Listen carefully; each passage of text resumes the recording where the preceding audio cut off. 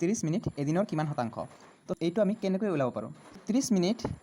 এদিনত কিমান ঘণ্টা থাকে এদিনত থাকে 24 ঘণ্টা আৰু এই 24 ঘণ্টাক যদি আমি মিনিটত ল'ব লাগে ইয়াক আমি কিহেদি পূৰণ কৰিব লাগিব 60 দি পূৰণ কৰিব লাগিব কিয়নো 60 মিনিটে 1 ঘণ্টা হয় আৰু 24 ঘণ্টাই এদিন ঠিক আছে গতিকে আমাক এই 24 পূৰণ 60 কৰিলোঁ এইটো হ'ল এদিনত কিমান মিনিট আছে ঠিক আছে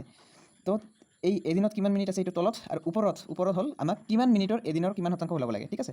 তো এইটো হ'ল ইয়াৰ পিছত আমাৰ শতাংশত যিহেতু ওলাব লাগে গতিকে ইনটু 100 ঠিক আছে এতিয়া আমি কি কৰিব লাগে হৰণ কৰিব লাগে ঠিক আছে এই 30 দি আমি 20ক 60 কাটিলে দুইবাৰ এই 2 দি আমি 100ক কাটিলে 50 বাৰ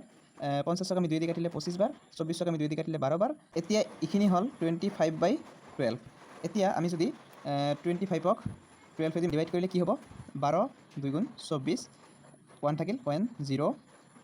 আৰু এটা পইণ্ট দিব লাগিব 0 12 8 গুণ 96 গতিকে থাকিল 4 ইয়াৰ পৰা আমাক সামথিং 2.08